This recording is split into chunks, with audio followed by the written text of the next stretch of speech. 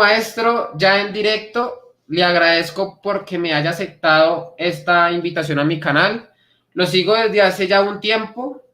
Muchas personas creían que no lo conocía, que fueron muy insistentes. Invita a Jonathan Ramos, etcétera, etcétera, etcétera. ¿Cuál es la cuestión? Que yo ya lo conocía.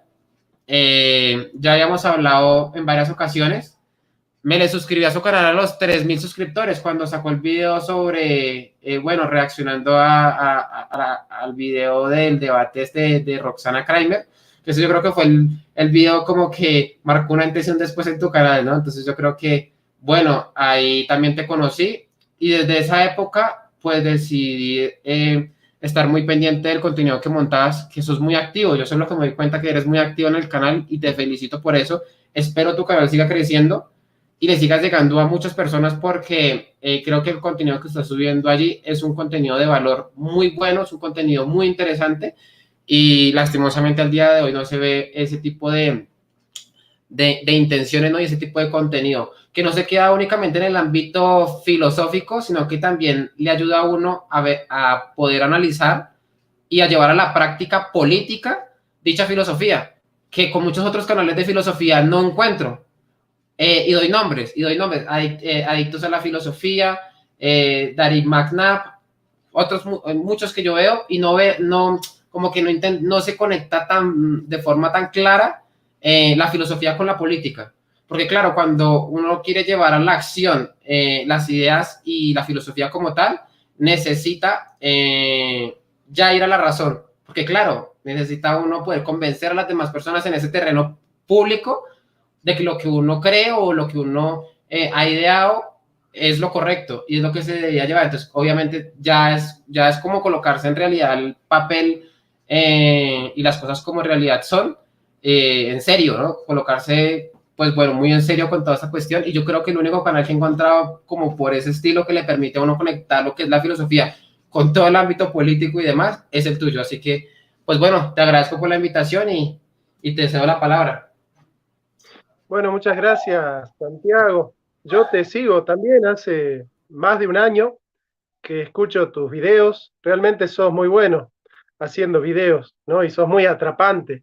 Además que el contenido tuyo es muy ameno, pero también se nota que en vos hay una búsqueda de la verdad muy sincera y eso a mí me agrada mucho. Así que te felicito por tu canal. Tu canal es un ejemplo de lo que debe hacer alguien para cuidar un canal de YouTube, para vender un canal de YouTube, pero no eufemísticamente, porque vos no solo tenés formas agradables, sino que además tenés un contenido muy bueno, con personas que están en tu canal siempre aportando la verdad en la ciencia, en la política, en la cultura, en el arte.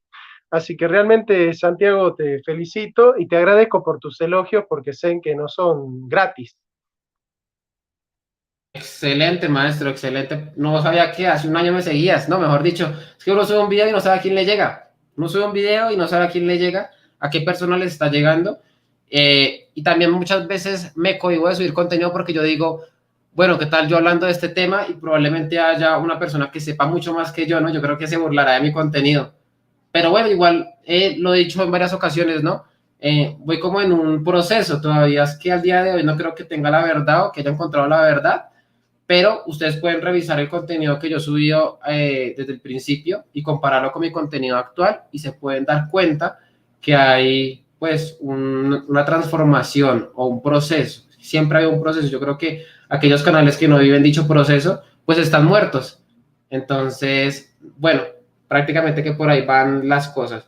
Ahora bien, maestro, para entrar en tema como tal, a mí me gustaría poder hablar precisamente de lo que vaya esta charla y es sobre filosofía clásica versus filosofía moderna y cómo se conecta esta última con el progresismo, porque hay muchas personas que creen que el progresismo nace un día para otro o que el progresismo es al día de hoy ver a las feministas quemando iglesias, que el feminismo es simplemente autopercibirse como uno quiera, como uno se le dé la gana, pero no saben, muchas personas no saben que esto viene precisamente de una corriente de pensamiento que incursionó hace muchos años y que al día de hoy llevado a la práctica tiene algunas consecuencias. no es que simplemente nace de un día para otro. Entonces, me gustaría ya cederte la palabra para que puedas profundizar precisamente en esta cuestión del por qué los orígenes del progresismo tienen esas raíces allí en el modernismo o en la filosofía moderna, para ser específicamente. Así que, adelante. Bueno, con respecto a esta idea de que vos sos joven para conocer la verdad es un camino, no es un punto de llegada, ¿no? Es un tránsito.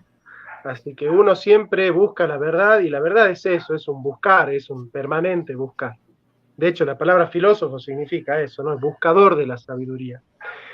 Decís bien, los orígenes del progresismo se remontan hacia los orígenes de la modernidad. En particular, vos me pedís hablar del tema de mi próximo libro, que se llama justamente así, Los orígenes liberales del progresismo. Ese es el título del próximo libro.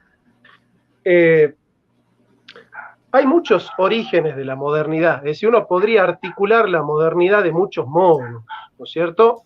Por ejemplo, una categoría extrínseca a la filosofía sostendría que la modernidad nace, por ejemplo, con la llegada de Colón a América, con el descubrimiento, la conquista, el encuentro, vaya a saber qué fue eso, de Colón. Otros hablan de en 1453, la caída de Constantinopla como el origen de la modernidad. Otros se remontan más lejos y hablan del origen de la modernidad en la Revolución Industrial. O Marx, por ejemplo, en el origen del capital originario, en el capítulo 24 del Capital.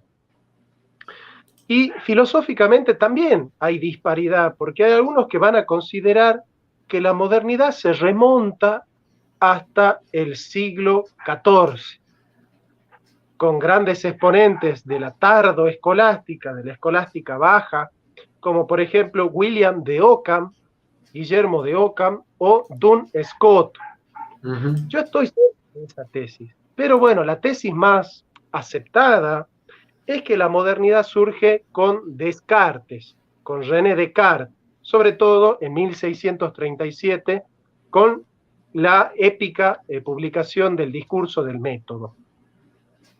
Ciertamente no se puede entender el progresismo sin entender el origen de la modernidad en el seno del liberalismo, porque los primeros pasos del progresismo fueron pasos liberales, y los progresistas de ahora lo que están haciendo es radicalizar o montarse en la plataforma metapolítica de los liberales. Bien, empecemos. Entonces, voy a relatar brevemente cuáles son los orígenes filosóficos de la modernidad. Yo voy a decir que la modernidad surge del giro a la inmanencia. ¿Qué es el giro a la inmanencia? Los clásicos suponen lo que Edmund Husserl en Ideas 1 y 2 va a llamar la intencionalidad de la conciencia, o lo que Avicena le va a denominar la intentio materiata. El hombre tiende, intentio viene de tender, el hombre tiende a conocer las cosas. Así comienza la metafísica de Aristóteles. Pantas antropoi eudenai oregondai physei. Todo hombre desea por naturaleza saber, tiende al conocimiento. Esta tendencia, esta aperturidad de la conciencia del hombre hacia el mundo, ¿no es cierto?, es la primera reseña del realismo filosófico, que tiene tres premisas que van a ser cuestionadas por los modernos. Voy a relatar las tres premisas del pensamiento clásico. Premisa ontológica. Existe una realidad, existen los universales en las cosas, digamos, aquello que comparte un universo de entes como propiedades categoriales que trascienden a todo ente, pero que pertenecen a todo ente, los universales, el in re, está en las cosas. Nosotros decimos, existe la realidad. Premisa número 1, que es ontológica, existe la realidad. Fuera del hombre existe una realidad. Premisa número 2, que es una premisa antropológica. Esa realidad es independiente del sujeto. significa que la realidad para ser tal, para ser efectiva, no necesita del sujeto para existir, estar ahí afuera. Premisa número 3, que es la nociológica. Podemos conocerla. Existe la realidad, es independiente del sujeto y podemos conocerla. ¿Qué va a suceder con el giro a la inmanencia? Subjetividad. Si Santo Tomás de Aquino dice que la inteligencia tiende a la verdad, la inteligencia está hecha para conocer la verdad, para adecuarse a las cosas y poder captar su esencia, aquello que es más propio de las cosas, y la voluntad es la capacidad de practicar el bien, de obrar el bien, ¿no es cierto? La voluntad natura tiene por objeto el bien. Entonces, fíjate vos, la inteligencia tiende a la verdad objetiva que está fuera de la mente, y la voluntad tiende a la práctica del bien que está fuera de la voluntad. ¿Qué van a decir los modernos? Por ejemplo, ¿qué va a decir William de Ockham, Guillermo de Ockham? Va a decir que en realidad, cuando nosotros conocemos el concepto hombre no lo abstraemos del hombre mismo, de esa realidad concreta que sos vos, por ejemplo, sino que nosotros, en la medida en que tu entidad arroja su influjo en mi conciencia crea el concepto y crea el universal, de tal suerte que el concepto hombre yo no lo saco del individuo, sino que lo pone mi mente. Entonces Guillermo de Ockham dice en los comentarios a las sentencias de Pedro Lombardo, no existen universales fuera de la mente, tanto subjetiva como objetivamente. Con lo cual, acá hay un giro. La verdad ya no es la adecuación del pensamiento con las cosas, esa idea de que el hombre puede salir de sí mismo en busca de la verdad, sino que ahora la verdad empieza a virar para hacer lo que en Kant va a ser la adecuación de la verdad con el pensamiento. O sea, no es que mis categorías del entendimiento deben ajustarse a la realidad, sino que la realidad debe ajustarse a las categorías de mi entendimiento. Fíjate vos cómo hay lo que en Kant se va a llamar un giro copernicano. Se llama giro copernicano porque ya no es el Sol girando alrededor de la Tierra, sino que es la Tierra girando alrededor del Sol. Ya no es el intelecto girando en torno a la naturaleza, sino que ahora es la naturaleza girando en torno al entendimiento. Y con Duns Scotus va a pasar lo mismo. Duns Scotus va a decir, la voluntad tiene dos potencias. La potencia absoluta, potentia absoluta, y la potentia ordenada, la potentia ordinata. ¿Qué es la potencia ordenada? Es aquella capacidad que tiene la voluntad de ajustarse a un bien establecido por una autoridad. Por ejemplo, vos, con respecto a las leyes de tránsito, tenés potencia ordenada. ¿Por qué? Porque vos no tenés la capacidad de crear las leyes de tránsito. Vos simplemente tenés que someterte a las leyes de tránsito. Nosotros, por ejemplo, con respecto a las leyes civiles, al Código Penal, tenemos potencia ordinata, porque no tenemos la posibilidad de crear un derecho penal. Simplemente tenemos la facultad de ajustarnos al derecho penal que ya está establecido. Y si no nos ajustamos, terminamos presos. Ahora, ¿qué es la potencia absoluta en Duns Scotus, en el corpus oxfoniense? Y sobre todo en los comentarios a las sentencias de Pedro Lombardo. La potencia absoluta, que es la verdadera libertad, dice Scotus, es la capacidad que tiene la voluntad, no de ajustarse a un orden establecido, sino de crearlo. O sea que el hombre es verdaderamente libre cuando tiene la capacidad de crear un orden, de establecer el orden. El hombre, cuando se ajusta al orden establecido, no es tan libre como cuando lo crea. No sé si se me entiende. Entonces, en este sentido surge la modernidad de John Locke, de Kant y de todos los liberales, hasta Adam Smith, que van a sostener que la libertad es indeterminación, ¿Qué significa? Ausencia de toda determinación en la voluntad. Y como ellos entienden que la potentia ordinata es una determinación, puesto que el contenido a través del cual la voluntad se ajusta no es un contenido puesto por la voluntad, sino que es un contenido que ya está dado en la naturaleza, entender que la voluntad debe ser solamente potentia ordinata para Duns Scotus no es ser verdaderamente libre. Entonces, para que el hombre sea verdaderamente libre, tiene que tener disponible incluso la esencia de las cosas. Con lo cual ahí empieza a virar la antropología hacia el relativismo y hacia el subjetivismo. Ya no hay cosas buenas objetivamente en la naturaleza, sino que las cosas son buenas en la medida en que son queridas por el sujeto. Y las cosas son verdaderas en la medida en que son pensadas por el sujeto. Entonces, fíjate vos que ya la inteligencia no tiene que salir de sí misma en busca de las cosas.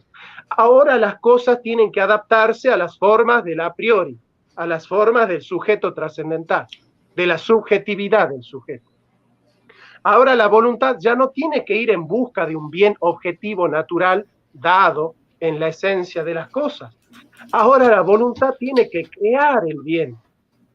La voluntad es la fuente del bien. No tiene que buscarlo al bien, que tiene como fuente a Dios o a la naturaleza, sino que tiene que crearlo. Fíjate vos de peligroso que es entonces que la modernidad le da al hombre la capacidad de crear el horizonte de la verdad y de ser el dueño del bien. Bueno, esto no hace falta decir mucho para darse cuenta que una filosofía que está sentando estos principios puede terminar en cualquier lado. Y que termina, por ejemplo, con ideología de género, en donde ya es el individuo intentando modificar la realidad con base a la cultura, por ejemplo, a esa relación social, ¿no? Porque para ellos casi que todo se limita a eso, ¿no? El sexo no es más que género. No debe haber distinción y en fin últimas para ellos es género. Y pare de contar. Bueno, maestro, una cosa que me gustaría profundizar y ser un poco más enfático es la relación del liberalismo con el progresismo, porque muchas personas creen que el progresismo al día de hoy es nada más que marxismo cultural, cosa que obviamente se puede discutir, ¿no? Ahora bien, con respecto al liberalismo, yo creo que obviamente el liberalismo trae esa semilla que has mencionado desde el nominalismo hasta nuestros días, con respecto a que ellos quieren hacer uso de esa libertad y esa autonomía de forma inmanente. Es decir, ya no sujetos a esa heteronomia, inmanente, sino que quieren hacer de su libertad algo irrestricto. Y de hecho, la definición que da Venegas Lynch en Argentina con respecto a la libertad es eso, ¿no? Es el respeto irrestricto al proyecto de vida del prójimo. Esto es precisamente todo lo que has mencionado hasta hoy, ¿no? Desde el nominalismo hasta hoy. ¿Por qué? Porque ya el hombre puede hacer uso de su libertad y de su voluntad de forma inmanente y de forma irrestricta. Y pare de contar, no hay como un sometimiento, y me gusta esa palabra, con respecto a esa heteronomia inmanente. ¿Qué nos puedes decir más con respecto a esto, maestro? Mirá, qué buen panorama que tenés hecho, ¿no? No sé si...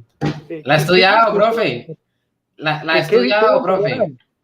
Te felicito, Santiago. La verdad que encontrar ese nivel en el entrevistador es muy difícil, ¿no? Así que muy bien hecha la pregunta.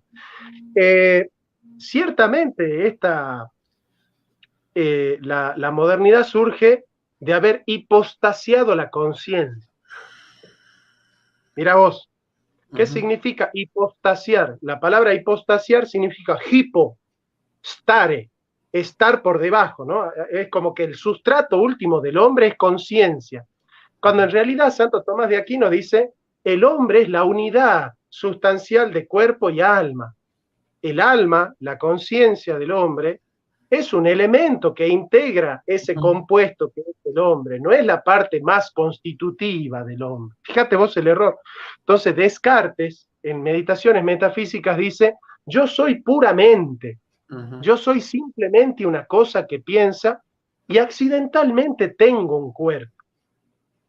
Fíjate vos, yo siempre a mis alumnos, en la escuela, en la universidad, les pongo la palabra yo, la palabra soy y tengo, ¿no es cierto?, que son los nexos verbales, y la palabra cuerpo. Y yo les digo, ¿ustedes con qué unirían yo y cuerpo? ¿Con la palabra tengo cuerpo o con la palabra soy cuerpo?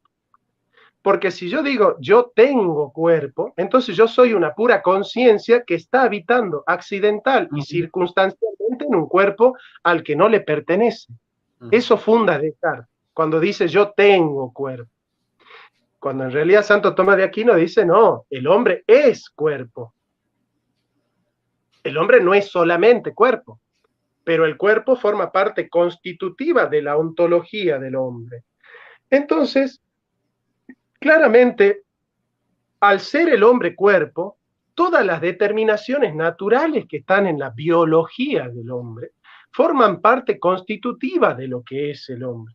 Ahora vos decís bien, el autor más importante del progresismo moderno es Condorcet y Delfagó, y Kant, entre otros. ¿Pero qué dice Delfagó? Se escribe Delfagau con doble U. Delfagó dice, progreso es progreso de la libertad. O sea, nosotros entendemos que progresar es dar pasos hacia adelante agigantados y acelerados en busca de la libertad. ¿Y qué es la libertad? La indeterminación absoluta de la voluntad. Es decir, toda determinación moral, toda determinación teológica, toda determinación política, toda determinación natural para la voluntad, es simplemente algo que a la voluntad le quita libertad, que le resta libertad. El hombre, para ser verdaderamente libre, no tiene que tener restricciones. Fíjate vos cómo Venegas Lynch dice el respeto irrestricto, es decir, el liberalismo tiene una libertad irrestricta. ¿Qué significa restricta? Que no puede tener restricciones morales. Entonces, más que ella misma, ¿no, profe? Más que ella misma. La propia libertad no es más. El único freno de la propia libertad es ella misma. Y ya. La libertad es regla para sí misma. En filosofía se utiliza una palabra técnica. La voluntad se elicita a sí misma. ¿Qué significa que la voluntad se elicite a sí misma? Que la voluntad se hace lícita por el hecho de querer. Y hay dos autores modernos que dicen, todo lo que quiere la voluntad para el hombre es bueno. El primero es Lutero. Lutero en el comentario a los Gálatas, que está ahí arriba, Lutero en el comentario a los Gálatas dice, todo lo que quiere el creyente es bueno porque lo quiere. Tremendo. Y dice Lutero, el creyente no tiene que preguntarse si lo que él va a hacer es bueno o no es bueno. Es bueno ya en la medida en que él lo quiere. Fíjate vos cómo cae el voluntarismo de la modernidad. Y el otro es Hegel. Hegel dice, la voluntad cierta de sí misma es ley para sí misma. La voluntad cierta de sí misma es ley para sí misma. Capítulo 8 de la fenomenología del espíritu. Mira vos, o sea que lo que se llama este carácter autotélico de la voluntad, tiene que ver con esto que vos decís, la autonomía inmanente. ¿Qué es la autonomía inmanente? Que la libertad del hombre está hecha para ponerse a sí misma las reglas del juego. Las reglas del juego no vienen dadas por un otro en la naturaleza, lo que yo llamo la heteronomía inmanente, sino que dice el liberalismo, esto lo dice Kant, toda heteronomía es extrínseca a la libertad. Significa toda ley que viene dada es un obstáculo para la libertad. Es extrínseca a la libertad. Es una restricción de la libertad. Entonces la libertad, la voluntad, para ser verdaderamente libre, no puede partir de la heteronomía, de una ley dada por un otro, sino que tiene que poner su propia ley. Bueno, lo llevemos esto al campo de la economía. En la economía, el liberalismo tiene que ser progresista. No existe liberalismo conservador, porque el liberalismo, para ser librecambista, tiene que seguir el esquema del progresismo, porque progresar en la libertad significa que el Estado no puede utilizar para generar leyes justas categorías morales. Porque para el liberal no existe el precio justo. Para el liberal no existe el contrato injusto. Para el liberal, un acuerdo entre dos personas es justo porque es libre y nada más. Y no existe la posibilidad de que dos personas libres establezcan un contrato injusto. ¿Por qué? Business is business. Negocios son negocios. Contratos son contratos, dice Kant. Entonces, si dos individuos hicieron un contrato, chao, ahí no hay otro criterio que alguien diga, che, pero pasa que este contrato es injusto para una de las partes, ¿no es cierto? Entonces, esta idea de que la economía tiene una especie de orden espontáneo, de que la información dispersa solo es articulada en el precio, y el precio depende de las leyes del mercado, donde entre oferta y precio la relación es proporcional, inversamente proporcional, y entre demanda y precio la relación es proporcional. Bueno, esas leyes se dan en el mercado. Es el mercado, en la puesta en común del precio, la que objetiva, ¿no es cierto?, la información dispersa. Y no puede haber criterios morales, porque el criterio moral, dicen los economistas del liberalismo, es extrínseco a las leyes de la economía. Distorsionan la lógica del mercado. Entonces, ¿qué concepto de libertad están usando los liberales para defender el libre mercado? Te defino dos conceptos de libertad. El concepto de libertad que defendemos los tomistas y el concepto de libertad que definen los modernos.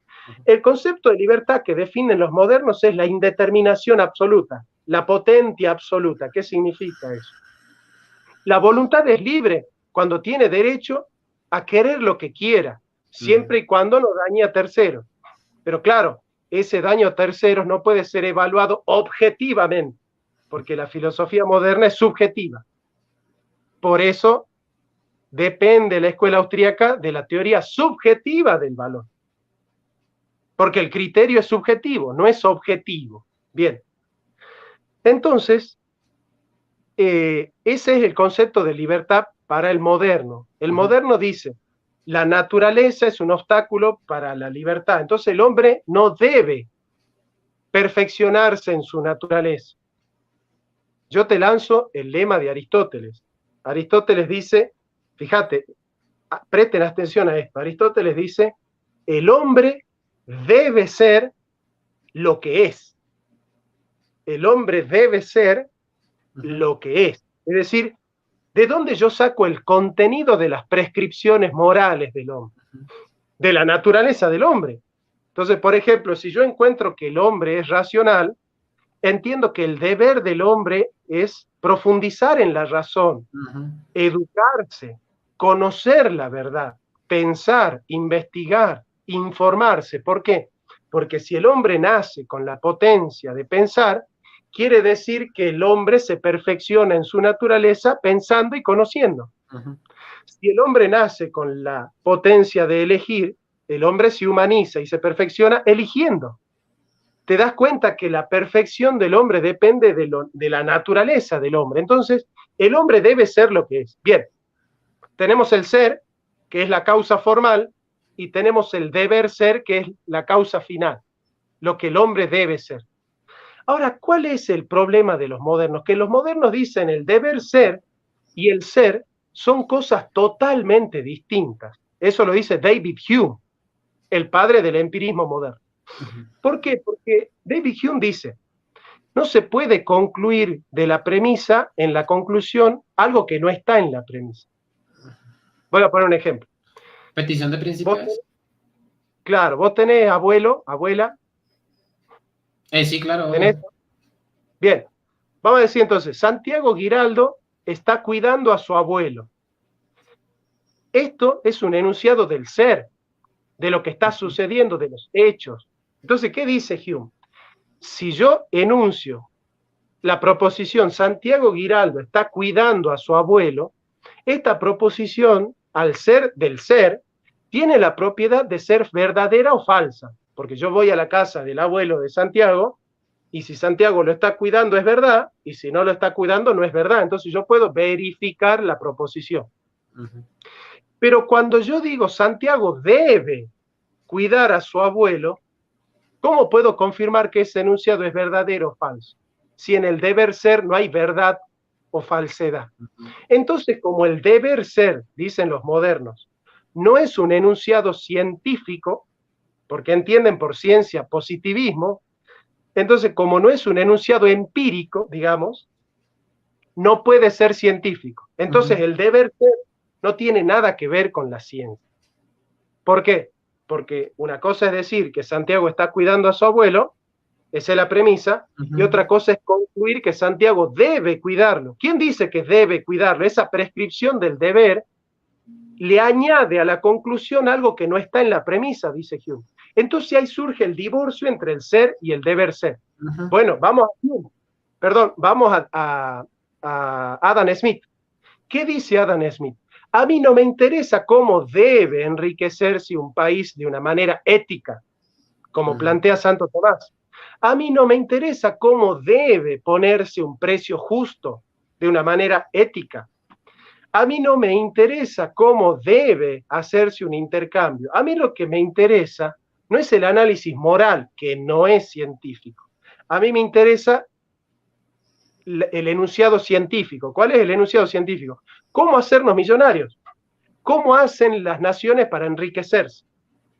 Entonces, Adam Smith dice, yo no quiero prescribir cómo debe comportarse el mercado. Yo lo único que quiero hacer es describir cómo se comporta. Entonces, acá surge en la modernidad el divorcio entre ética y economía. La economía es el análisis del ser de las cosas, de los hechos científicos que pueden ser verificados en la experiencia. En cambio, la ética es el lenguaje de la prescripción de lo que deben ser las cosas. Es metafísica.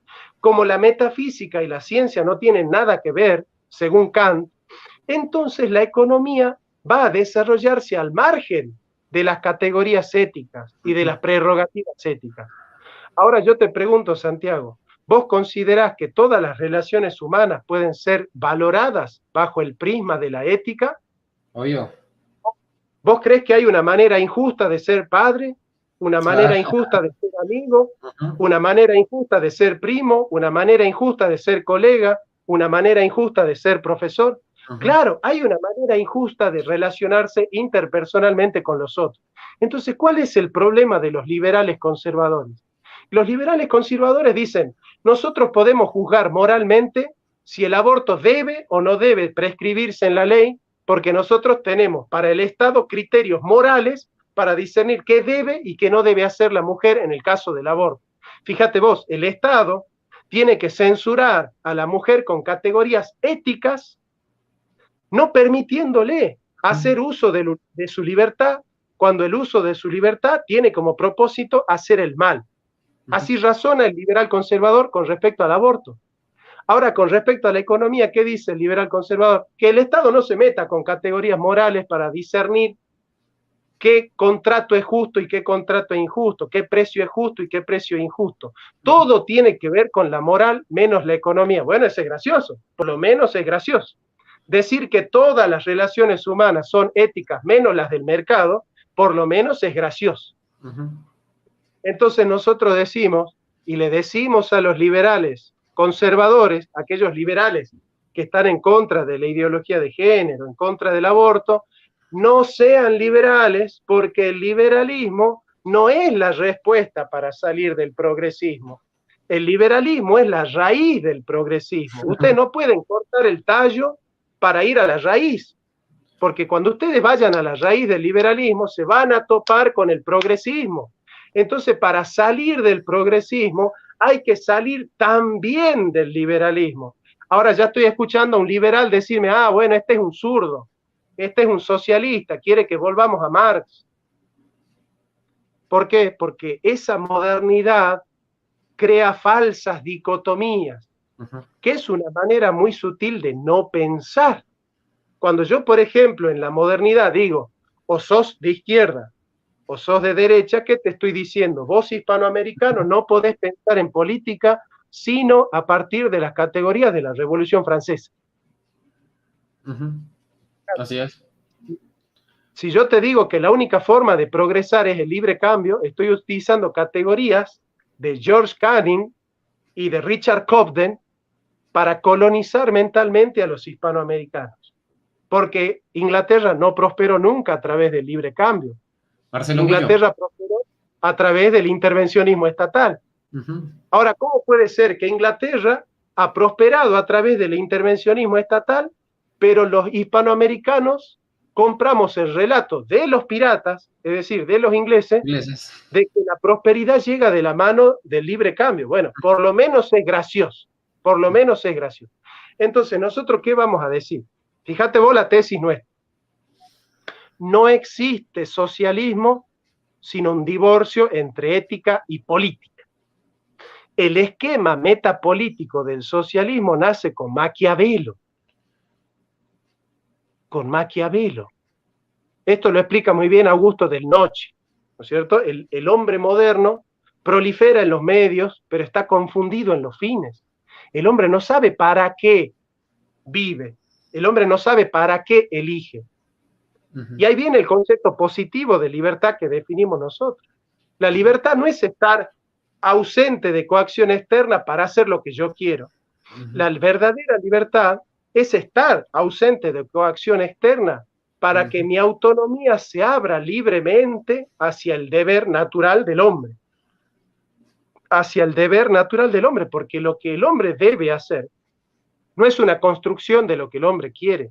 Lo que el hombre debe ser, lo que el hombre debe hacer, viene dado en la naturaleza. Ahora, cuando yo digo eso, escucho liberales que me dicen, este es un reaccionario, este es un cavernícola, este es un retrógrado, porque habla de naturaleza. Claro, el problema es que el liberal no quiere que hablemos de naturaleza porque es progresista. Justamente cuando yo hablo de esto, el liberal que me escucha se pone progresista. Me corre por izquierda. El liberal me corre por izquierda, digamos. Ahora, ¿por qué el liberal me corre por izquierda? Porque en el fondo el liberal es progresista. Mirá, te lo dejo claramente. Sarmiento y Marx piensan igual. Sarmiento y Marx piensan que el catolicismo es retrógrado, que la hispanidad es retrógrada. Y todo liberal en el fondo piensa que los países, cuando siguen la doctrina social de la Iglesia, son pobres. Todo liberal en el fondo sigue en el trasfondo metapolítico la ética protestante. Y le digo a los liberales católicos, no siembren los principios del liberalismo en Hispanoamérica, porque detrás del liberalismo viene el protestantismo. Eso se lo digo a los liberales católicos, que creen que el liberalismo es manso y es una tierna paloma dulce con respecto al catolicismo. No se confundan. Los grandes daños a la Iglesia Católica no vinieron de mano de los marxistas, de las sectas inmundas del trotskismo. Vinieron de la mano de los liberales. ¿Quiénes son los que le sacaron a la Iglesia la educación? Los liberales. ¿Quiénes le sacaron a la Iglesia el registro civil? Los liberales. ¿Quiénes le sacaron a la Iglesia el divorcio? Los liberales. En la Argentina, ¿quién propuso el aborto? El liberal de Macri. Los liberales son los que han destruido al catolicismo. No le den la espalda al liberalismo, muchachos, porque no hay nada más antitético y no hay nada que haya combatido más la Iglesia Católica que las doctrinas liberales. Todas las encíclicas papales, desde León XIII en adelante, tienen un capítulo dedicado a condenar al liberalismo. Entonces, muchachos, no nos confundamos. No creamos que para salir del progresismo de izquierda, la salida es entrar al progresismo de derecha. Por eso yo te felicito, Santiago, porque vos explicás muy bien esto y siempre tratás de desarticular, digamos, la efectividad de lo que vos llamas el liber progre, que a mí me encanta. Uy, no, profe, menciona hartas cosas que, de hecho, iba a anotar, pero yo creo que serán tantas cosas que no alcancen ni a anotar todo lo que mencionó. Bueno, espéreme un segundo porque es que hay una chica, bueno, hay 2 superchats. Eso lo debería también involucrar, profesor, en su canal y verá que eso le da un impulso bien chévere. Un saludo a Ilien, que siempre está muy pendiente de mis directos y siempre está allí para colaborar. Le agradezco muchísimo. Dice, mi voluntad no siempre es buena y mi cerebro no logra captar todo lo que dice el señor Ramos. Yo creo que a más de uno nos sucede, pero bueno, yo creo que también parte como de la intención de querer aprender y muchas veces cuando estoy viendo este tipo de contenido, lo devuelvo si lo devuelvo 5 o 6 veces y tomo nota, lo hago. Pero pues bueno, eso hace parte como del gusto y de Como la salud. actitud que uno quiere, como de ese tipo de cosas. Le agradezco a Ilian por el super chat. Y aquí mando otra. Cavernícola lo dice gracioso. Sí, así es que es. Bueno, varias cosas que me gustaría charlar con el profesor y mencionarlo del tema este de... Yo creo que sí, detrás del liberalismo está el protestantismo. De hecho, en ese debate que tuvo Gabriel Zanotti con Dante Urbina, yo me daba cuenta que quien estaba apoyando al supuesto católico, que en ese momento se llamaba a sí mismo Gabriel Zanotti, era respaldado en su mayoría por protestantes. Sí, eso es bastante interesante. Yo creo que no sé si él no se ha dado cuenta de eso. Es decir, que su doctrina, bueno, que se intentar esa conjunción entre liberalismo y catolicismo es prácticamente que blindada o como que le gusta muchísimo a los protestantes, más no a los verdaderos católicos. A los católicos como tal no nos gusta eso. ¿Querés que te explique por qué? Sí, claro. Mirá, y te lo digo como protestante, ¿no? Es decir, Claro, claro, es que eso es lo que yo le iba a decir, porque hasta donde yo tengo entendido, su merced es reformado. Y yo digo, pues, y de hecho, si usted me pregunta a mí me dicen, yo creo que el inicio de la modernidad, y de hecho conozco muchas personas que lo han dicho, ¿no? A varios intelectuales de esta línea, que no solamente arranca con el nominalismo, sino con la reforma. Y yo mirá, creo, y yo soy de esa línea. pero a ver, Revelaciones filosóficas, Jonathan Ramos, mi primer libro de teología a los 20 años. Historia y concepto de la autoridad en el cristianismo, Jonathan Ramos, a los 24. Libro de teología. Fundamentación de la religión cristiana, Jonathan Ramos. Lo publiqué el 31 de octubre del 2017, a 500 años de la reforma de Lutero.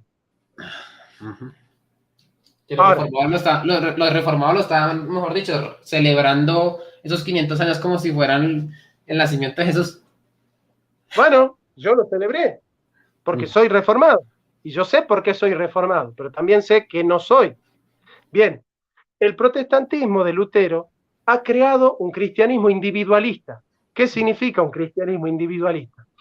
La relación con Dios es totalmente personal, es totalmente singular. Mi salvación depende de mi relación totalmente individual y aislada con Dios. Mi relación con Dios no importa en mi relación con mis hermanos, la relación con mis hermanos, con los otros creyentes, con el pueblo, con la sociedad, con la comunidad, con la ética, con la política, no tiene nada que ver con mi vida cristiana. Mi vida cristiana es puramente personal, es mi fe interna, es mi subjetividad y Dios. El catolicismo considera que la vida del cristiano se da en comunidad. El catolicismo crea una vivencia comunitaria, porque el depositum fidei para el catolicismo, el depósito de la fe para el catolicismo, es el pueblo, es la tradición del pueblo. Entonces, el catolicismo habla de política, habla de pueblo. El protestante habla de economía y de individuo. Fíjate vos. Entonces, si mi relación con Dios es puramente individual, estoy fundando religiosamente el individualismo. El primero que da ese paso es Duns Scoto, Guillermo de Ockham, Gabriel Biel, que es discípulo de Scoto y de Ockham. ¿Y sabes de quién fue maestro Gabriel Biel? De Lutero. De Lutero. Entonces, es por eso que religiosamente se crea el mito del individualismo. ¿Cuál es el mito del individualismo? Que el hombre es un ser puramente individual y que la vida colectiva y que la vida social del hombre es puramente accidental. El hombre primeramente es un individuo, único e irrepetible, que es verdad. El problema es que el hombre no es solamente eso, sino que la vida social, la vida comunitaria, la vida política, también forma parte esencial de lo que es el ser humano. ¿Se entiende? Por ejemplo, vamos a Aristóteles. Aristóteles es el filósofo que más combate esencialmente el individualismo.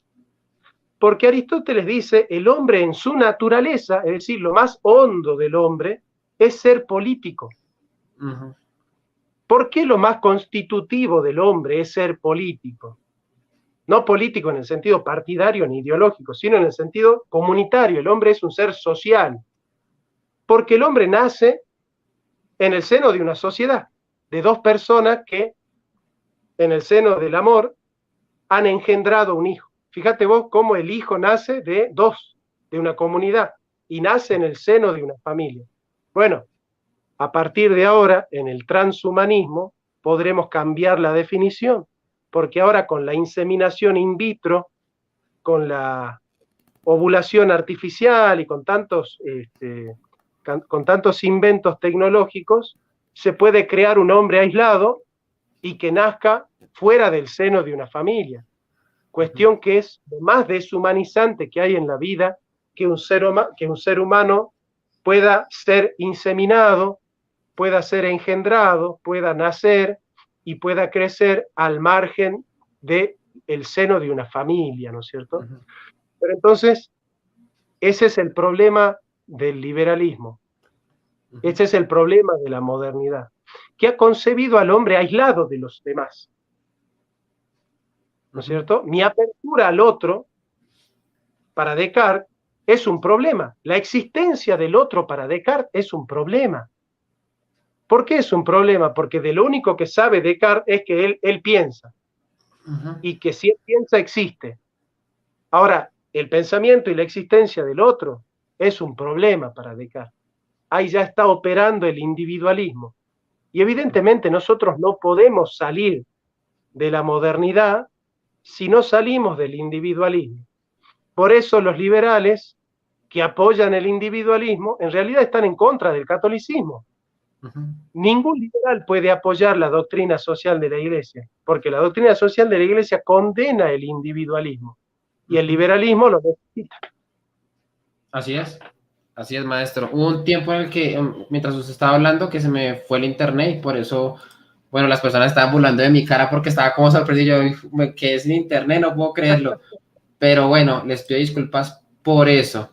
Sí, maestro, estoy totalmente de acuerdo con lo que usted está mencionando, con todo lo que escribe. Yo creo que, bueno, en el fondo de lo que al día de hoy conocemos como la posmodernidad, en mi opinión, viene directamente de la modernidad. Para algunas personas, la posmodernidad es una reacción de la posmodernidad es una reacción de la modernidad. Yo no considero lo mismo. Para mí, la modernidad no es más que la radicalización de en sí misma de lo que fue. Y ya, para mí es precisamente eso. Lo que pasa es que obviamente si uno va a estudiar a los modernos, obviamente encuentra algo de la sombra de lo que era esas sociedades cristianas. Y cuando hablo de sombras, lo último que lo último que le podía llegar, los últimos rayos de luz que le podía llegar de esas sociedades antiguas. Entonces, lo que es la posmodernidad al día de hoy es prácticamente que la sombra de la sombra de la sombra, ya prácticamente que no llegas casi que nada. Entonces, claro, si nos vemos y nos topamos con que la posmodernidad al día de hoy es precisamente la radicalización de ese liberalismo principal, de ese intento por llevar adelante dicha libertad sin barrera alguna, sin límites, de esa autonomía inmanente, pues nos topamos con que usted puede hacer al día de hoy lo que quiera, sin lugar a dudas, porque lo único que tiene que intentar hacer es modificar la cultura, porque todo se reduce directamente a eso, ¿no? A las interacciones sociales. ¿Cuál es el problema que yo veo con todo eso? Que obviamente, ¿cómo cambia usted la cultura? Si es que la cultura no es, o sea, claro, mediante políticas públicas, pero tiene que ser algo muy férreo, ¿no? Tiene algo que ser muy, muy duro, muy, claro, como en su momento lo llegó a hacer el Imperio Británico en las Filipinas, ¿no? Intentar acabar con el idioma español directamente desde allí, ¿no? O sea, culturalmente la gente hablaba español, pero ¿cómo acaba usted con eso? Obviamente siendo a fuerza, a bala. Pero es lo que pasa el día de hoy con todo ese intento de cancelar bueno, la cultura o lo que la gente al día de hoy representamos de dicha sombra de los antiguos que nos ha heredado, ¿no? Todos los valores cristianos, etcétera, etcétera, etcétera, pues nos negamos a ceder precisamente a ese cambio de cultura que los progresistas quieren hacer. Eso es a lo que yo veo. Entonces, claro, claro, como ellos ven esa resistencia y ese obstáculo en nosotros, pues quieren es acabarnos a como de lugar, ya sea con políticas públicas, y aún así me parece que eso es muy ineficiente, porque yo creo que o sea, siempre va a haber una reacción cultural, por eso vemos que en YouTube la gente que no quiere ceder al progresismo, pues está muy presente, y somos una comunidad grande. Entonces, y cuando ellos intentan entrar a YouTube, pues se la tienen que ver difícil. ¿Por qué? Porque obviamente todavía que tenemos algo de esa sombra que fue emanado de dicha luz de ese territorio, de esa civilización cristiana que existió en ese momento. Es lo que yo veo, ¿no? Al día de hoy.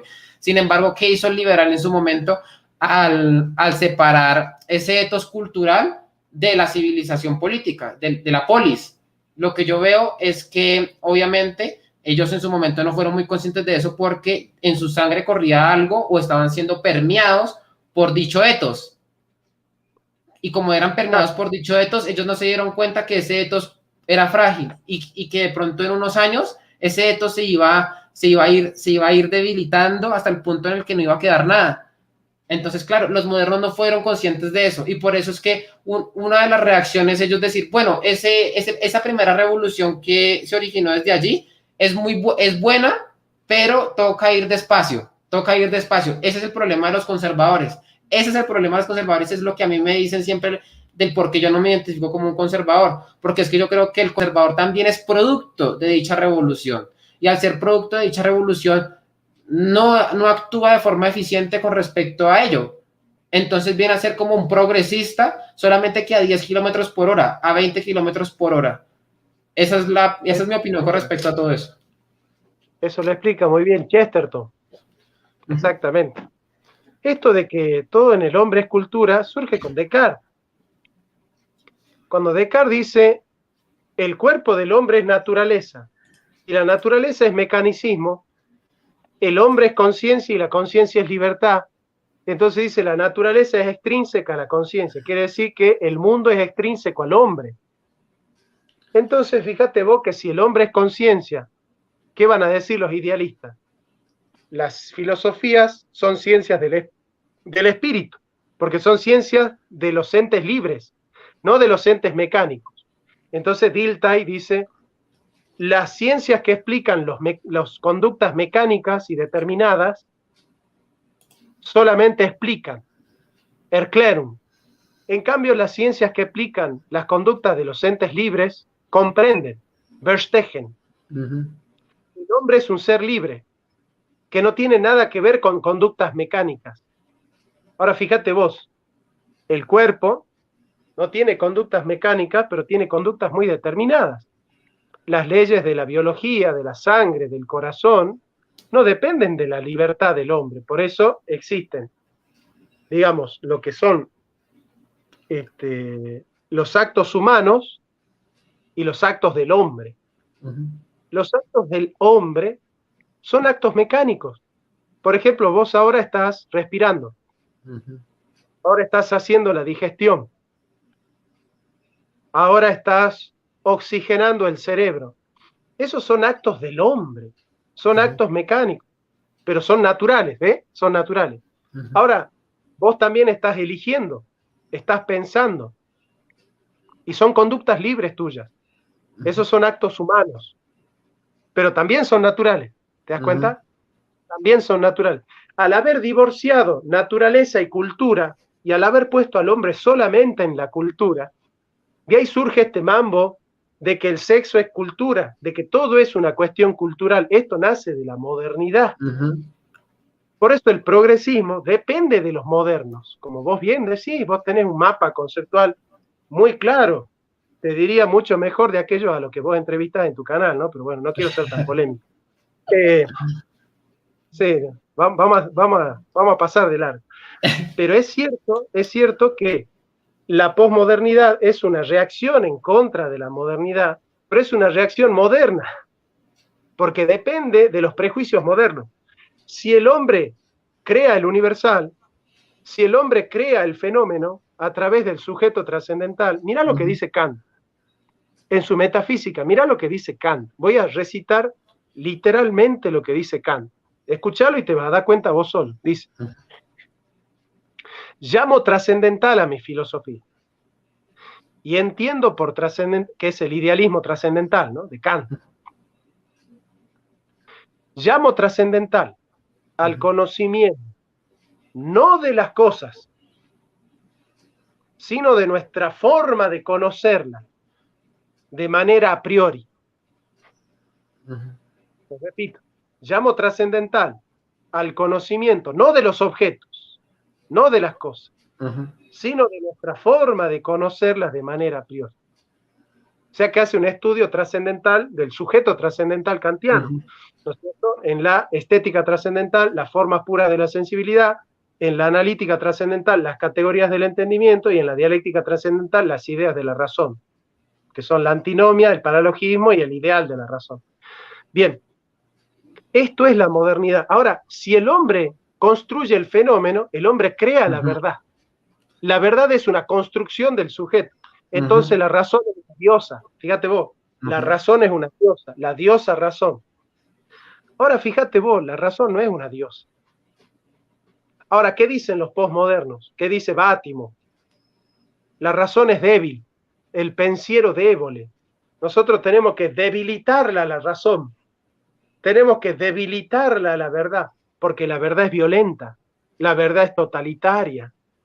Por eso los progresistas, cuando quieren defender el aborto, hacen performance artísticas o hacen estudios científicos. Bailan en una plaza o estudian biología. ¿Te das cuenta? Ese es el pensamiento débil. Ahora, ¿por qué el posmodernismo equívoco reacciona frente a la univocidad de la diosa razón? Porque no colocan al hombre en su lugar. Yo lo voy a decir claramente, yo siempre explico esto, pero seguramente tu público no me ha escuchado.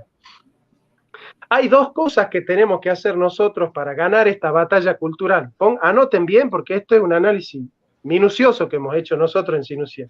Para ganar la batalla cultural, y esto atiéndanlo bien porque es quirúrgico lo que voy a decir, hay que encontrar el puesto del hombre en el cosmos y el puesto de la razón en el hombre.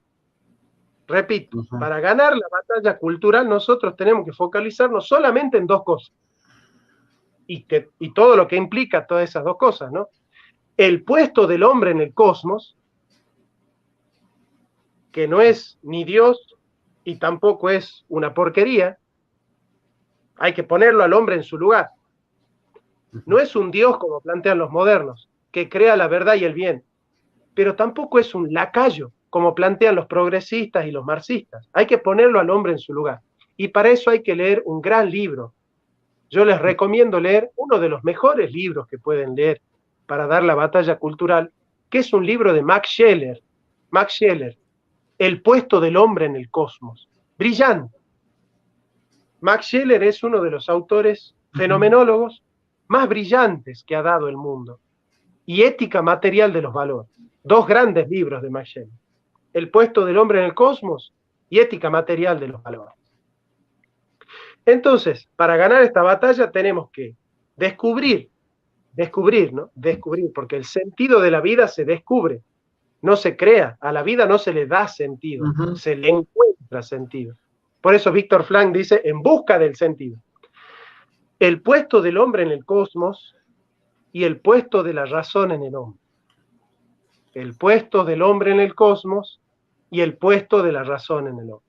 Si la razón es diosa, caemos en la modernidad, en el liberalismo y en el marxismo, que son las dos caras de la modernidad. O sea, marxismo y liberalismo es una lucha interna de la modernidad. Es una lucha interna. Claro. Entonces, si la razón es diosa, caemos en la modernidad. Y si la razón es débil, caemos en la posmodernidad. Entonces nosotros, para poder ponerla la razón en su lugar, primero tenemos que ponerlo al hombre en su lugar. El hombre no es un Dios, como plantean los modernos, pero tampoco es un mono evolucionado. Tampoco es un ser que no tiene conciencia y que está totalmente herido por el inconsciente. ¿Se entiende? O sea, hay que sacar de la hegemonía a Marx, a Freud y a Nietzsche. Y hay que poner en su lugar a Santo Tomás de Aquino, que es el puesto al hombre en su lugar. una vez que nosotros ponemos al hombre en su lugar, la razón se pone en su lugar sola. Entonces nosotros ganamos la batalla antropológica, ganamos la batalla epistemológica, y al haber ganado la batalla antropológica, ganamos la batalla cultural. ¿Por qué? Cortázar tiene un cuento muy lindo que, si me permitís, yo en un minuto lo cuento al cuento porque es hermoso ese cuento. Sí, señor. Resulta que hay un científico que estaba haciendo un trabajo, un experimento en su laboratorio, pero tenía que cuidar a su hijito de 7 años. Y el hijito le dice al científico: papá, estoy muy aburrido. ¿Tenés una revista para que yo vaya jugando y recortando? Porque estoy muy aburrido. Entonces el científico agarra un cuerpo humano, un hombre, el cuerpo humano, ¿no es cierto? Y lo empieza a recortar. Lo empieza a recortar para hacerle un rompecabezas. Lo recorta en cientos de pedazos. Y le dice al hijito: toma y anda a armar el rompecabezas. Claro, el científico dijo: mi hijito tiene para 5 horas para armar este rompecabezas, ¿no es cierto? Tiene 5 horas. Vuelve el changuito a los 10 minutos y le dice: papá, ya he armado al hombre. Y lo tenía el hombre armado de nuevo. Perdón, el cuento es al revés. Recorta el mapa del mundo. Me equivoqué. Recorta el mapa del mundo. Perdón. Recorta el mapa del mundo y le dice que arme el mundo, ¿no? Le dice que arme el mundo. Entonces el niñito vuelve con el mundo armado en 10 minutos. Entonces el científico le dice: pero hijito, ¿cómo has hecho para armar el mundo tan rápido? Y el niño le dice: papá, lo que pasa es que atrás de la revista donde estaba la imagen del mundo, estaba la imagen del hombre. Entonces yo he dado vuelta a la revista y he arreglado al hombre. Y arreglando al hombre se ha arreglado el mundo. Bueno, ese cuento, que pido disculpas por haberlo contado mal, sepan entender el horario. Pero se entiende, ¿no? Se entiende. Arreglando al hombre se arregla al mundo. Entonces este niñito ha podido arreglar al mundo, que era mucho más difícil, dando vuelta y encontrando la figura del hombre, que era lo que él conocía. Él desconocía los contornos del mundo, pero conocía al hombre. Entonces nosotros tenemos esta batalla ontológica, es en el fondo una batalla antropológica. En el fondo es la batalla de qué es el hombre, de qué sentido tiene la vida humana, para qué fue creado el hombre, qué puesto tiene el hombre en el cosmos. Estas preguntas son fundamentales, por eso yo los invito a estudiar antropología filosófica y a leer autores serios de la antropología filosófica, ¿no es cierto? Leer a Aristóteles, leer a Platón, leer a los autores como San Agustín. Por aquí tengo algunos. Mirá vos, claro. Bueno, la ética de Aristóteles es muy importante para esta batalla. Nosotros tenemos que ser ávidos lectores de Aristóteles, ¿no es cierto? Porque Aristóteles desarrolla una filosofía orgánica. ¿Qué significa una filosofía orgánica? La modernidad, con la hiperespecialización, el que se dedica a la ética sabe de ética, pero no sabe de economía. Nada más. El que se dedica a la economía sabe de economía, pero no sabe de antropología filosófica.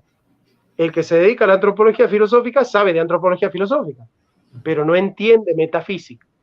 En cambio, Aristóteles hace que todas esas ciencias partan de un núcleo común y que se interrelacionen unas a otras y que se influencien mutuamente, porque en definitiva la realidad es una sola.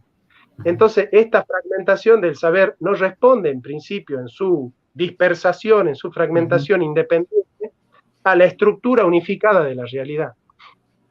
Entonces, ¿cómo vamos a romper a la izquierda? ¿Cómo nosotros vamos a destruir el pensamiento de izquierda?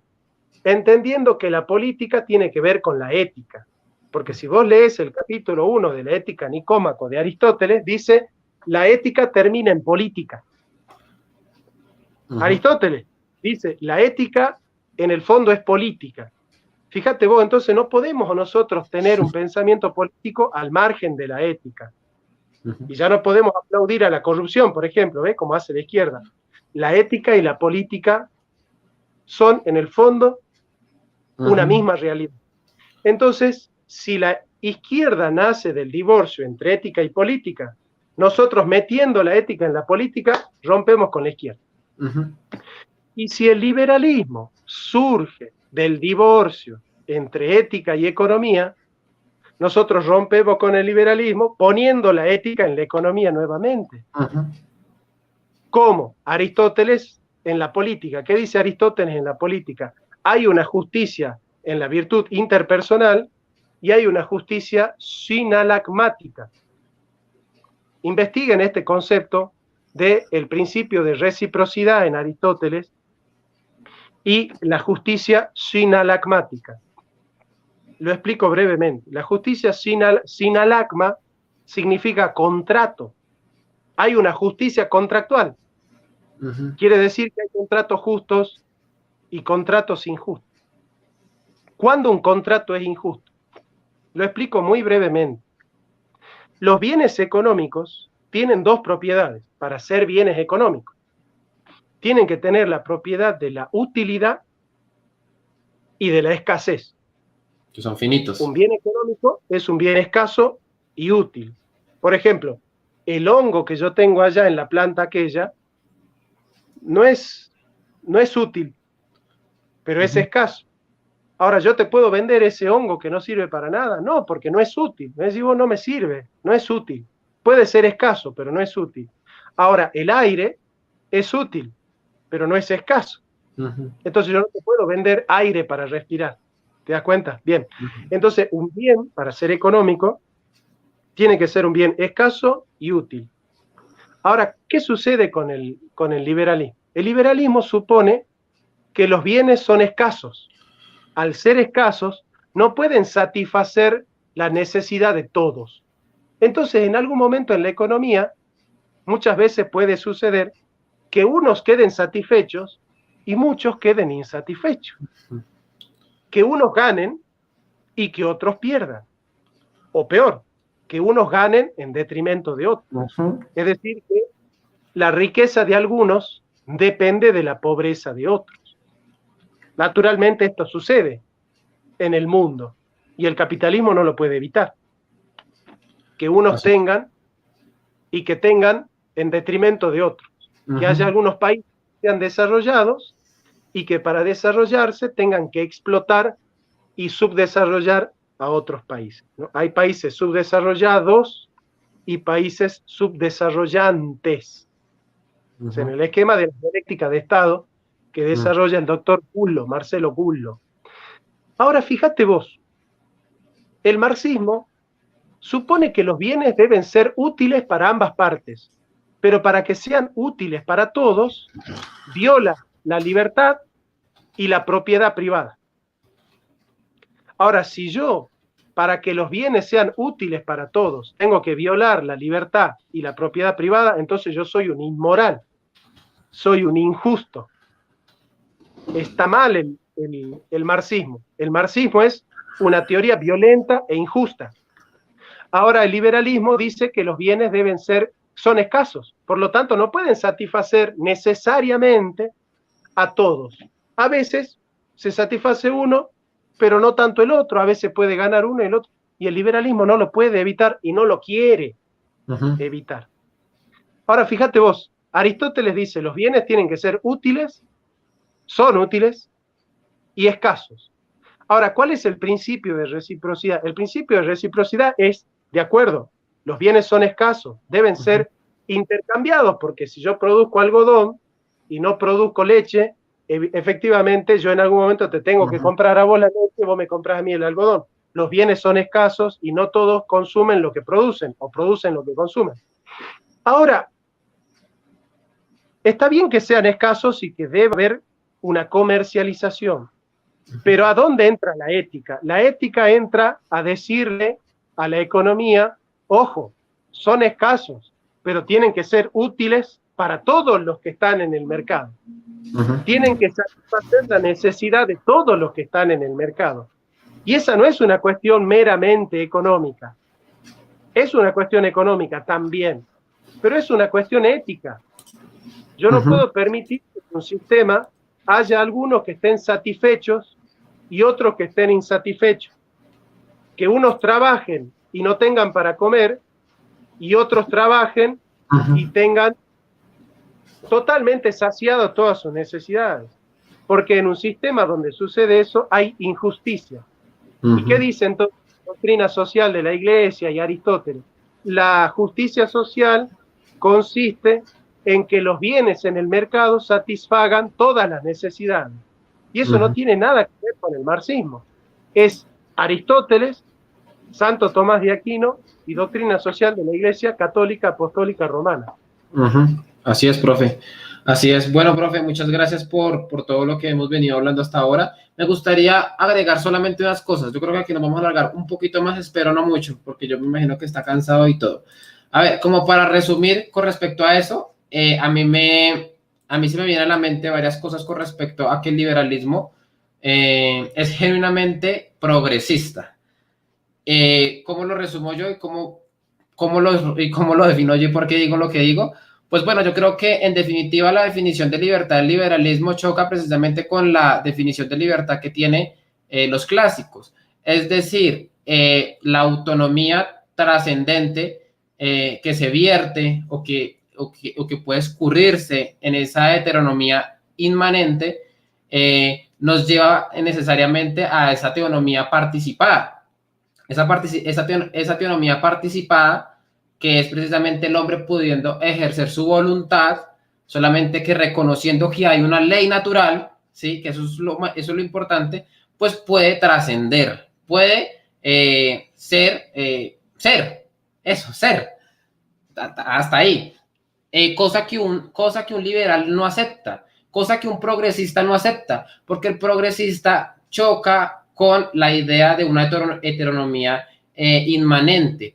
¿Por qué? Porque para ellos lo obstaculiza, lo reprime, lo oprime. Y eso con su proyecto de vida, que tanto defiende supuestamente el liberalismo, pues es necesariamente un problema. Entonces yo creo que ahí yo conecto las dos cosas porque muchos liberales no quieren aceptar dicha cuestión, ¿no? Ahora bien, la última pregunta, profesor. Bueno, creo que esta es la penúltima porque tengo otra que es muy interesante, muy chévere y espero que no nos alarguemos mucho en esto. Y es con respecto, profe, a la lucha contra ese progresismo. ¿Qué opina usted con respecto a la batalla cultural en contra de ese progresismo, en contra de ese modernismo? Y si la cultura puede ser ese vehículo para dar dicha batalla. Yo reconozco muy bien y he estudiado y he podido leer la insubordinación fundante de Marcelo Gullo, en donde él muestra de forma muy clara cómo, unos países son subordinados ya no por fuerza, por poder político o poder económico, sino por una idea, por una ideología, en beneficio precisamente de ese hegemón o de ese país, de ese estado más grande, ¿no?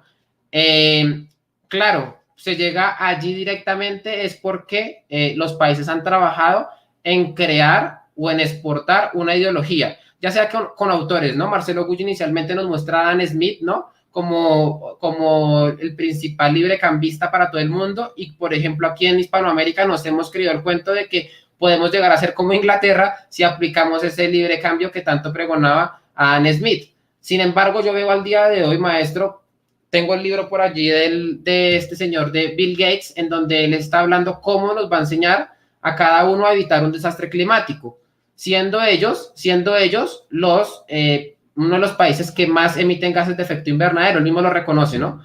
Al día de hoy, Bill Gates y, por ejemplo, China, el presidente Xi Jinping, también están liderando todas estas coaliciones del Tratado de París y demás para enseñarnos a todos nosotros a cómo podemos dejar de emitir gases de efecto invernadero y evitar un desastre climático, siendo ellos los que más emiten gases de efecto invernadero, ¿no?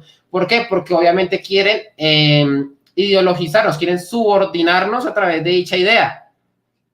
Es como yo lo veo, yo digo, aquí prácticamente que la herramienta que nos da Marcelo Gullo a través de la insubordinación fundante me sirve muchísimo para poder saber cuáles son las intenciones de estos personajes. Claro, ¿cómo lo hacen? Directamente no redactan políticas públicas porque están en instituciones internacionales, ¿no? No pueden ir tan directo con cada país, ¿no? Pero ¿qué hacen? Pues se redactan un libro, ¿sí? Se redactan un libro como es el libro de Bill Gates, ¿no? Para mí es súper claro. Mi pregunta es precisamente cómo podemos resistir a todo esto, a todos estos nuevos relatos, como por ejemplo feminismo, cambio climático, bueno, todo lo que ya conocemos de antemano, ideología de género y demás. Si es que reconocemos, por ejemplo, YouTube como una buena plataforma para dar dicha batalla, o simplemente somos, claro, creemos que podemos hacer una diferencia, pero en cualquier momento el dueño de Google con un solo botón puede desaparecer nuestro canal y hasta ahí llegamos, ¿no? Y creyendo nosotros que podemos emanciparnos o que podemos cambiar el mundo, ¿no? También yo me enfrento con ese problema. Yo les pongo lo que he estudiado y lo que veo, ¿no? Porque yo muchas veces creo que aquí, en este canal, voy a cambiar el mundo, pero muchas veces me enfrento con la realidad, como por ejemplo el de Donald Trump, ¿no? Que para épocas de elecciones le eliminaron su cuenta de Twitter, aún siendo un presidente, ¿no? No sé qué tenía para decir con respecto a esto, maestro. Mira, yo sugiero a la gente, por esta posibilidad de que bajen todos tus videos, porque con un clic puede desaparecer todo tu canal y todos tus videos, ¿no? Que la gente vaya descargando tus videos, y los míos, los de mi canal. Vayan descargando los videos de Laje, los videos de Márquez, vayan descargando los videos. Descárguenlos y ténganlos en su computador, porque no sabemos cuándo Zuckerberg o cualquier otro con un botoncito nos haga desaparecer, y desaparecen horas de trabajo, horas de edición. En el caso de Santiago, no edita en 2 minutos, son horas de trabajo, de esfuerzo, de dedicación. En este caso, Santiago es un profesional de la edición, ¿sí? No conozco a alguien que lo haga mejor que él, básicamente. Yo les sugeriría que vayan descargando los videos y que los tengan guardados por si acaso algún día llega a pasar esto que tanto tememos que pueda pasar. Bien, dicho esto, vamos a la pregunta. Si nosotros le preguntamos a un liberal, ¿a vos te gustaría una sociedad justa? Yo creo que el liberal de buen sentido, no esos liberales que dicen que el usurero es un héroe o que la justicia social es un robo, ¿no? Yo a esos liberales no trato de hablar con ese tipo de liberales que prácticamente han vendido su alma al diablo, digamos. Alguien que hace un video diciendo que el usurero es un héroe, y si quieren ponen en YouTube, el usurero es un héroe, y van a ver qué liberal ha dicho eso. Es muy conocido y que tiene los pelos un poco medio bueno. Si nosotros le preguntamos a un liberal, ¿a vos te gustaría una sociedad justa? El que tiene buen sentido y buen corazón va a decir, sí, a mí me encantaría una sociedad justa. Para el liberal, una sociedad justa, una sociedad libre. Está bien. Si nosotros le preguntamos a un marxista, ¿a vos te gustaría una sociedad justa? ¿Qué diría el marxista? Y diría que sí. Para el marxista, una sociedad justa es una sociedad igualitaria. Está bien. Pero resulta que el problema central entonces no es la libertad, que es un medio, y no es la igualdad, que es un medio. El tema fundamental es que el hombre quiere ser libre para ser feliz, que el hombre quiere tener igualdad de oportunidades para ser feliz. Entonces, fíjate vos que en el fondo nuestro problema es la eudaimonía, es la felicidad, es cómo el hombre puede ser feliz en este mundo. Y para que esa felicidad sea auténtica, y para que esa felicidad sea verdadera, y para que esa felicidad sea perdurable, y para que esa felicidad sea consistente, necesita ser una felicidad fruto de una vida justa. Porque solamente una persona virtuosa que cultiva la justicia es una persona que puede ser verdaderamente feliz. Y lo digo con todas las letras. No existe felicidad auténtica si no se vive una vida justa. Ahora fíjate, Santiago querido, el tema fundamental en la filosofía es primero pensar qué es la justicia, y segundo, hacernos justos, hacernos virtuosos, practicar la justicia. Entonces, una vez que la filosofía del derecho, la ética, la antropología filosófica y la metafísica De hecho, yo estoy por dar un curso de filosofía del derecho con esta pregunta: ¿qué es la justicia? En la República del Platón hay 83 conceptos de justicia diferentes. En la República de Platón, yo las conté, leí en la República de Platón para contar cuántas veces aparecen los conceptos de justicia. Hay 83 en la República de Platón. Y voy a dar un seminario sobre los conceptos de la justicia en la República de Platón. Nosotros tenemos que pensar, ¿esto es verdaderamente justo? ¿Esta conducta es verdaderamente justa? Entonces nosotros tenemos que pensar mucho en la justicia, porque en el fondo, Santiago querido, todos queremos un mundo justo. Todos queremos la justicia, todos amamos la justicia. En el fondo, claro, para el ladrón, justicia es robarle al que más tiene porque él cree que merece tener lo que tiene el otro, ¿verdad? Entonces yo los invito a que pensemos qué es la justicia, que leamos a los grandes filósofos que han desarrollado esta cuestión. Lean el Código de Hammurabi, donde se desarrolla por primera vez un concepto de justicia como alteridad. Hammurabi dice: hecho justicia con el huérfano, que es el hijo del otro. Hecho justicia con la viuda, que es la mujer del otro. Hecho justicia con el extranjero, que es el que viene de otro país. Hecho justicia con el pobre, que es el hambre del otro. ¿Por qué la justicia? Justicia es que ser justo con mi hijo está fácil. Ser justo con mi mujer está fácil. Ser justo con mi compatriota está fácil. Ahora, séte justo con tu enemigo. Y lo dice Jesucristo, que es un semita. Jesucristo dice: si amas a tu amigo, ¿qué virtud tienes? ¿Qué mérito tienes si amas a tus amigos? Ama más bien a tus enemigos.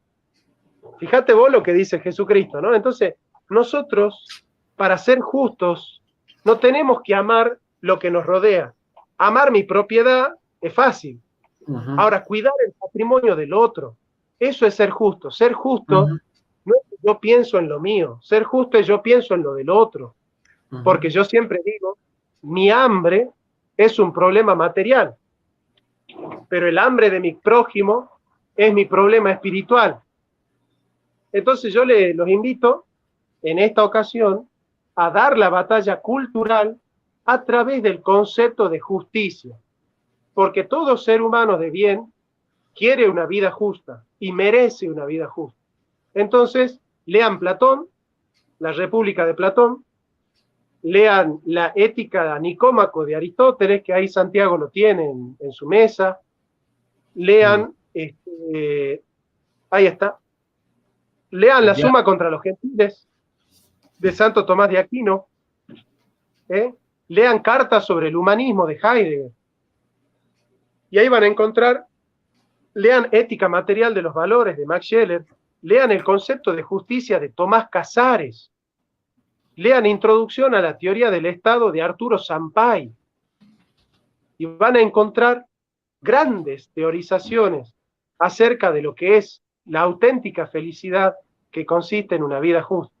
Y ya estoy escuchando a socialistas y liberales diciendo: este es un trasnochado medieval, ¿no? Este es un trasnochado medieval. Pero bueno, ¿sabe cuál es el problema, Santiago? Que no importa si tu idea es de ayer o de mañana. Lo importa es que la idea sea verdadera y que sea buena. Así que si es de ayer y soy conservador, o si es de mañana y soy progresista, da igual. Acá no importa qué edad tiene la idea.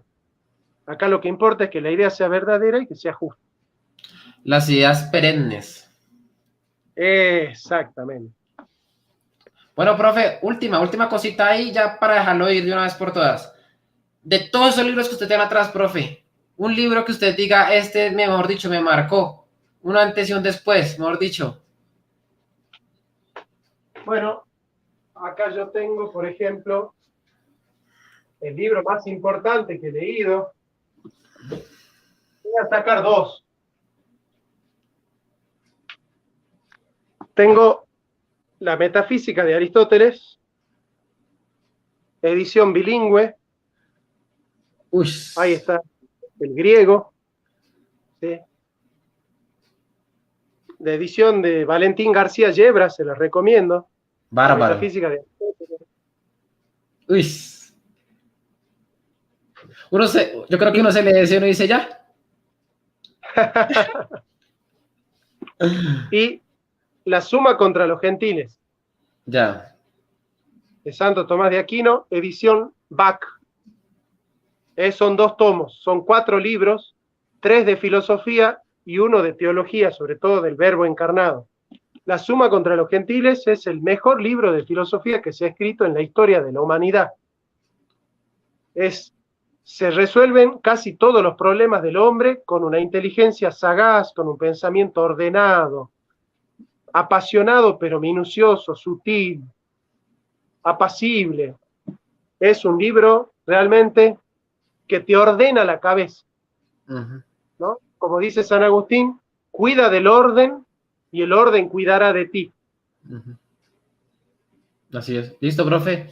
Muchas gracias. Yo le agradezco por todas las recomendaciones. Anoté la de las cartas sobre el humanismo de Heidegger, que me parece, bueno, con el solo título me llama muchísimo la atención. Y más viniendo, pues, no, pues de usted esa recomendación. Y algo también he leído en su momento de Heidegger, entonces yo creo que voy a arrancar también por allí. Cualquier cosa le estoy comentando a ver qué tal sale dicha lectura. Gracias, querido. Bueno, invito a todas las personas, a las más de 285 personas que nos vieron en este momento en directo, que se suscriban al canal de Jonathan Ramos. Allí pueden aprender muchísimas cosas. Y pues nada, no siendo más, señores. Mañana estamos empezando un curso de filosofía y cristianismo. Las relaciones entre cristianismo y filosofía, a las 19 horas Argentina, comienza el curso de filosofía al que se suscriben escribiendo a cursofilosofíajcr@gmail.com. Listo. Los recomiendo a todos que se inscriban a este curso porque en serio el profesor tiene mucho, mucho que ofrecer. También voy a estar dejando la información en la descripción para las personas que estén interesadas. Ya el profesor me dará pues todos los detalles para yo colocarlo directamente allí en la descripción.